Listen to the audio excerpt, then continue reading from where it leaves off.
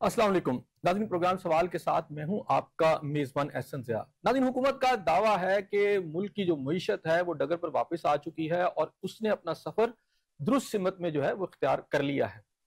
अब हुकूमत का दावा एक तरफ, लेकिन अगर पाकिस्तान की इस वक्त आप बिजनेस कम्युनिटी को देखें, ताजर तबके को देखें, तो वो चीखो पुकार कर रहा है। वो ये क्लेम कर रहे हैं कि पाकिस्तान की मईशत जो है वो बिल्कुल दुरुस्त नहीं हुई, बल्कि जो हुकूमती इकदामात है उसकी बदौलत पाकिस्तान की मईशत जो है उसने नीचे की जानिब सफर शुरू कर दिया।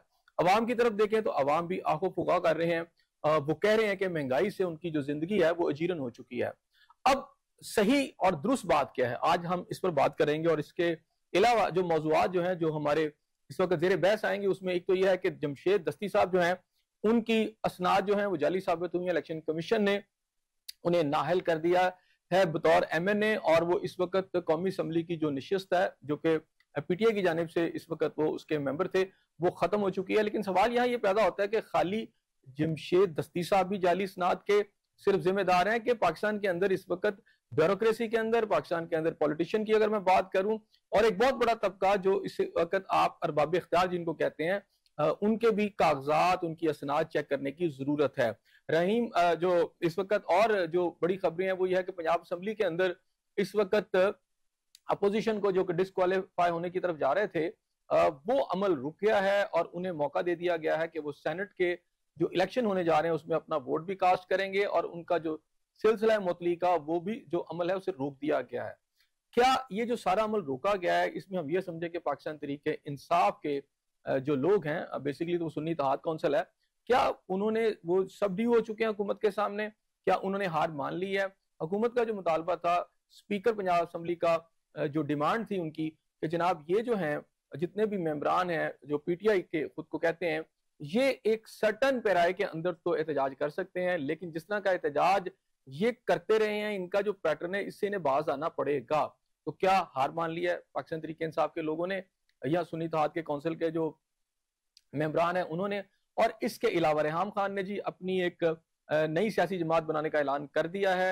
उनकी सियासी जमात के क्या प्रॉस्पेक्टस होंगे और वो किस तरह आगे चलेगी, उनकी क्या उम्मीदें हैं, क्या पाकिस्तान की जो अवाम है उसमें वो पॉपुलर हो भी सकेंगी या नहीं? मेरे साथ मौजूद हैं आज इस मौजू के ऊपर बात करने के लिए नदीम चौधरी साहब, मेरे पहले मेहमान हैं। सीनियर सहाफ़ी हैं, जर्नलिस्ट हैं, कालम नवीस हैं और कारज़ार सहाफ़त में एक लंबा अरसा इन्होंने गुजारा है। शेख मोहम्मद इब्राहिम साहब मेरे दूसरे गेस्ट हैं, और जो लाहौर चैम्बर ऑफ कॉमर्स की एक जो है मारूफ शख्सियत है, इसके ये मेंबर भी रहे हैं, और इसके अलावा जो इनकी एग्जीक्यूटिव काउंसिल है उसके ये मेंबर भी रहे हैं, और इसके अलावा मईशत के ऊपर भी इनकी गहरी नजर है। इसके अलावा राना मोहम्मद अरशद साहब मुस्लिम नवाज से, वो भी हमारे साथ इस प्रोग्राम में शरीक होंगे। सबसे पहले शेख साहब आपकी तरफ आऊंगा। हुकूमत का ये दावा है कि पाकिस्तान की मईशत जो है वो डगर पर वापस आ चुकी है और उसका सफर दुरुस्त सिमत की तरफ शुरू हो चुका है। क्या जी, बहुत शुक्रिया। टॉपिक आपका आज का मेरे ख्याल में right on the key point पे आपने आज बात करनी शुरू की है। अगर हम फैक्ट्स एंड फिगर्स के साथ देखें और पिछले 10, 15, 20 साल का जायजा ले, तो मेरा ये ख्याल है पर्सनली कि पाकिस्तान की जो इस वक्त मईशत है वो सबसे बुरे हालात। अच्छा, आप इस वक्त अनएम्प्लॉयमेंट देखिए, कौन सी इंडस्ट्री, कौन सा सेक्टर, कौन सी वैल्यूज हैं जो चल रही है। एक दौर होता था कि इंडस्ट्री पे प्रेशर आता था तो ट्रेडर चल रहा होता था, आपके मुल्क में इंपोर्ट एक्सपोर्ट छोटा दूसरा सेक्टर चलता था। आपका टेक्सटाइल सेक्टर पिछले 2 साल में 2.5 साल में बंद होते होते इस वक्त दबाव बर्बाद हो गया चंद एक इंडस्ट्रीज के अलावा। अच्छा, हम ये ख्याल करते थे कि टेक्सटाइल सेक्टर चूंकि ओवर एक्सपोर्ट कर देता था और उसके ऊपर थोड़ा सा उनको सहूलियात ज्यादा मिलती थी, इसलिए वो लोग बहुत बेहतर ग्रो करते थे और जल्दी पीछे हट जाते थे जैसे ही सहूलियात। इस दफा तो सारे दूसरे सेक्टर्स आपके साथ तबाह हो गए। आपका पहली दफा मैंने अपनी जिंदगी में देखा है कि आपका ज़राअत जो है, एग्रीकल्चर मुल्क है पाकिस्तान, आपकी ज़राअत नेगेटिव में गई है। मैं आपको एक छोटा सा फैक्टर और बताता हूँ कि अगर आप 2005 में देखें तो 61 रुपए का डॉलर था, आज 279 रुपीज का डॉलर है। तो 4 गुना डॉलर अपना एक्सीड करके तकरीबन 4.5 गुना। उस वक्त आपकी जो एक्सपोर्ट थी वो 16.1 बिलियन डॉलर की थी, यानी कि 61 रुपए के डॉलर पे आप 16 बिलियन की अच्छा जी सर, मैं आपकी फिगर्स भी बिल्कुल सुनता हूँ, आपने जो पॉइंट्स दिए हैं, लेकिन एक मैं चाहता हूँ कि सवाल आपसे शुरू में कर लूँ।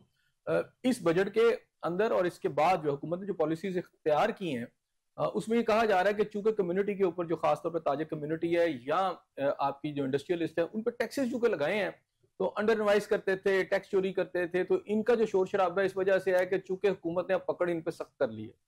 सर देखिए, बात ये है कि जो अंडर इनवाइस किया जाता है उसका बड़ा आसान हल है। इनके पास वैल्यूएशन डिपार्टमेंट्स है, इन्होंने इम्पोर्ट करते हैं जब हम लोग, तो ये फौरन अपने वहाँ पे इनके इदारे हैं, वो चेक कर सकते हैं।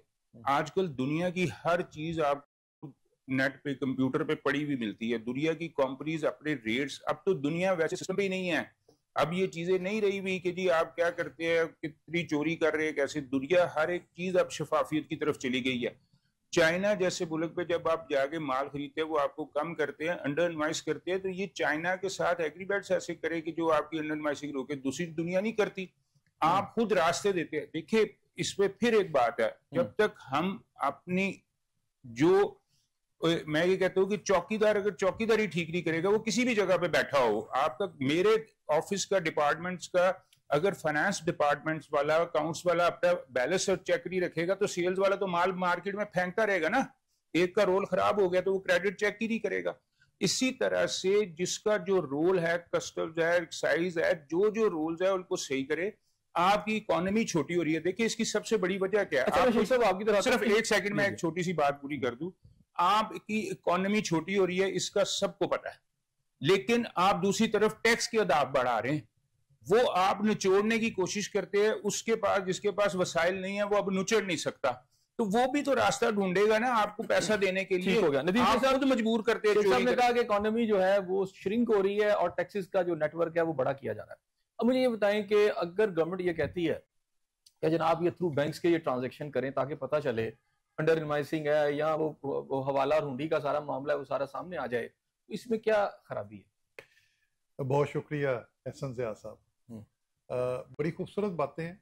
हुकूमत की तरफ से मिसालें दी जाती हैं यूरोप की, जो एक महज़ब दुनिया है जहाँ पे टैक्स देना जो है वो बाइस फ़ख्र होता है, और वहाँ पे जो टैक्स पेई होते हैं उनकी बहुत रिस्पेक्ट होती है।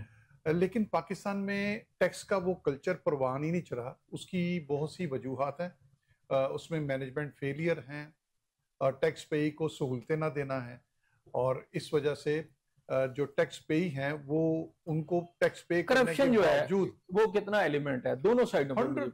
एक तरफ बिजनेस कम्युनिटी ले लें और दूसरी तरफ आप एफबीआर ले लें।